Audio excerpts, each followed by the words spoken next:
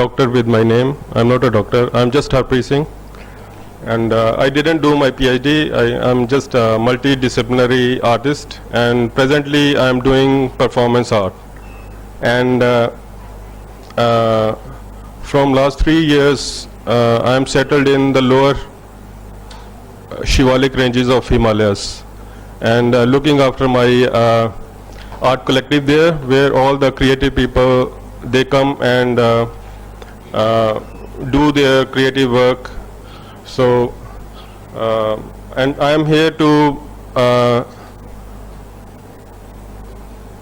tell you about Indo-Japanese art things and their culture.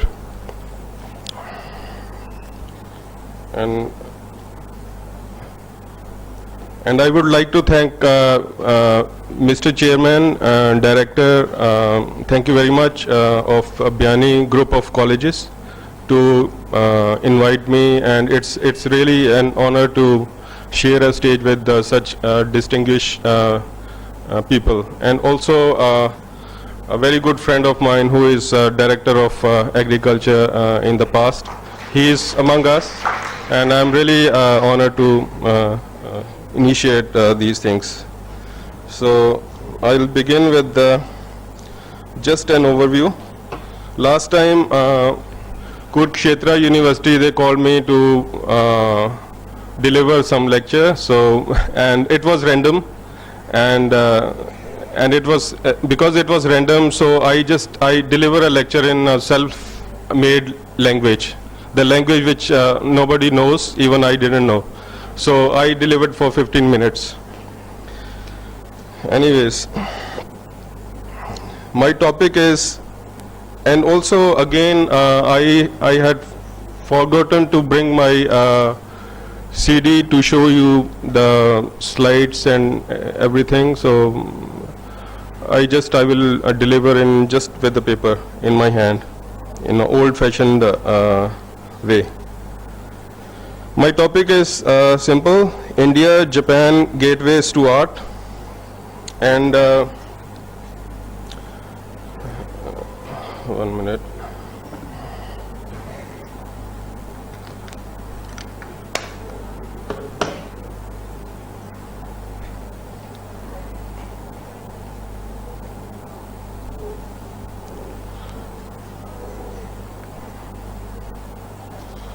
My relation with Jaipur has been very long. I spent 8 years in Jaipur teaching in University of Rajasthan, and overall I have seen almost 15 different institutes around the world as a jury and student, as in different roles. So again, it was a kind of excuse to come to Jaipur. Ramdhan ji asked me to come, and I just immediately accepted that thing, just to visit Jaipur and also just to see and meet people, distinguished people from this group of colleges.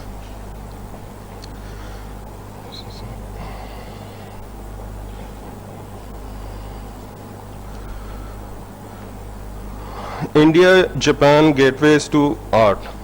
India and Japan have close cultural relations for a long time. Despite geographical distance, the cultural relations between these two countries had started since early days. If there was Indian impact, Japanese culture would have been like what it is today. Most of the Japanese people have been influenced by Indian thoughts through Buddhism. Many scholars, they have said and mentioned that Japanese culture was impacted and influenced by Buddhism, but my opinion and few other scholars' opinion was different, because before Buddhism there was local beliefs in Japan, that was Shintoism was there before the introduction of Buddhism. So Shintoism was like amalgamation of animism, exorcism, the way we Indians used to do. You know, even in our Sanatan Dharam, lot of different things crept into our system. So again,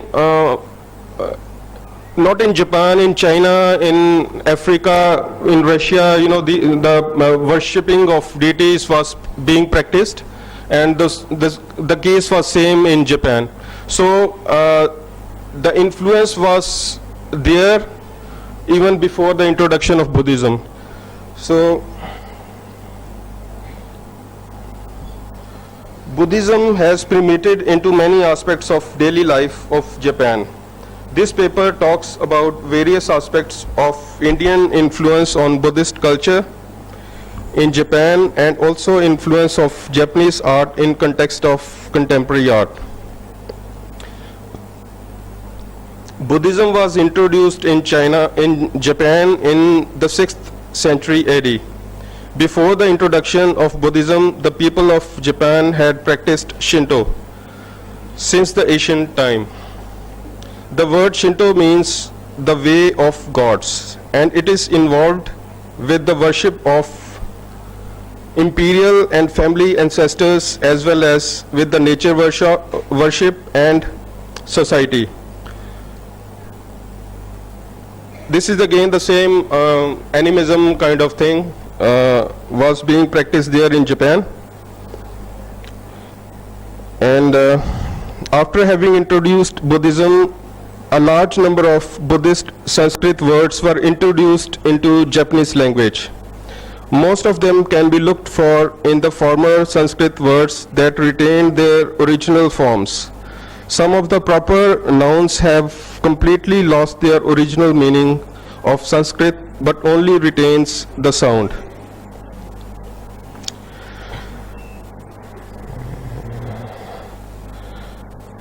And then these things kept on going for centuries after centuries. And then I just come to the turn of 20th century. Contribution of Japanese artists in the development of Neo-Bengal school was huge. Previously we have seen that the impact of Indian culture was immense. That was huge. But now the turn is with Japan. As Japan came into the industrial revolution thing, Japan prospered, and it was kind of reciprocal kind of thing. So now I am on the story of 20th century Japan. Contribution of Japanese artists in development of Neo-Bengal school was huge. Since Kolkata was a capital of colonial time, so it was considered to be a cultural capital of India at that time. So obviously impact started from there. Josephine MacLeod, an American disciple of Swami Vivekananda, had invited Japanese arts stalwart Kokuzo Okakura, and Kokuzo Okakura was a great artist and great thinker during that time. And Kokuzo came in touch with Tagore's, I mean Rabindranath Tagore and Gaganendranath Tagore, all the Tagore family people, during his stay in India. This was the beginning of India's cultural relations with modern Japan. This meeting had a lasting influence on Indian art. After Kokuzo went back to Japan, he sent two Japanese artists, Yokoyama Taiken and Hishida Shunso, to India. These two artists taught the techniques of Japanese brush and ink works and watercolor wash to Abhinendranath and his elder brother Gaganendranath Tagore. Since the whole family was involved in creative activities, all the Tagore families. In Jorasanko. Jorasanko is a house, is a small place in eastern Bengal. They learned the technique and were free for experimenting and modifying it to better suit their own needs. The technique was so much liked, appreciated and promoted by Abhinendranath Tagore that most of his students, who were later known as artists of Neo-Bengal School of Paintings, followed this practice. Contribution of Japanese magazine Koka during the first decade of 20th century. That was a magazine that was a magazine which was in Japan, and through that magazine they introduced Indian paintings in Japan to Japan audience.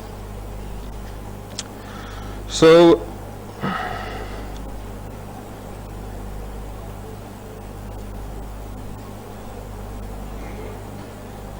the Indian Society of Oriental Art brought out the exquisite color reproductions of original paintings of Abhinandannath Tagore, Surendranath Ganguly, Nandlal Bose, and other old masters of Mughal and Rajput art.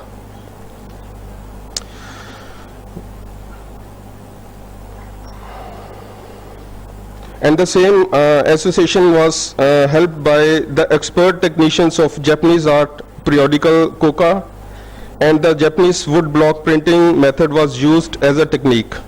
Koka, which literally means national essence, that's the meaning of Koka, was an influential art magazine of East Asia and Japan.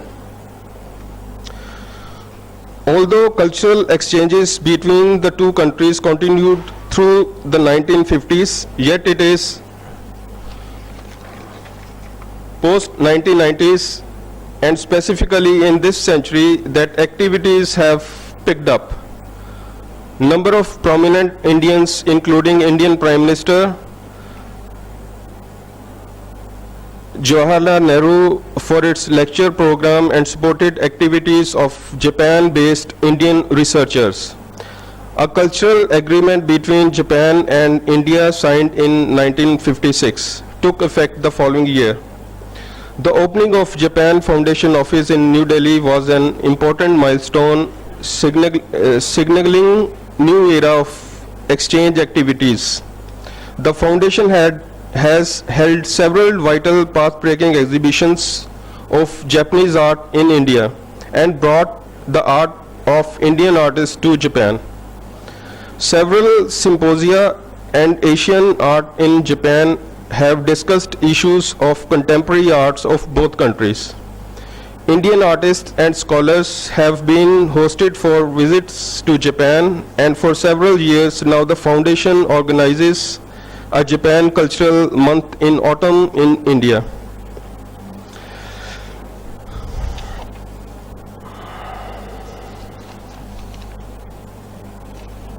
An initiative by Hiroshima City Museum of Contemporary Art, and the title was Creativity in Asian Art, Part 1 and 2.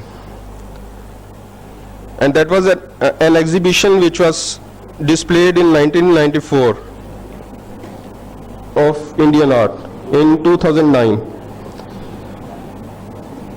In this age of fast-paced technology, economy, communication which is streaking everyone forward, the artist cannot remain isolated or unaffected.